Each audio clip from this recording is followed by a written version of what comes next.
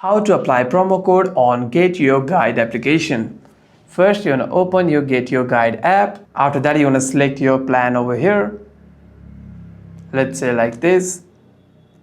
And here you want to scroll down, and if you want, you can read all this information that might be helpful for you. And here you want to simply tap on check availability. If you have selected all the options over here, like your date when you're going to visit the place, tap on check availability.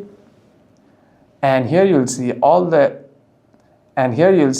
information and plans over here. Simply tap on the plan that you want to choose.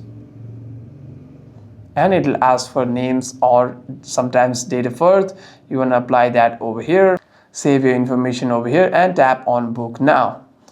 After that, here it'll ask for your payment methods, and before that payment, and here it'll ask for your payment methods if you're logged into your account. And during the payment method, you'll see an option called enter gift code or promo code. There you'll be able to apply your promo code and get your discount as the promo code suggests. Hope this video was helpful, and if you have any further questions, make sure to leave a comment down below.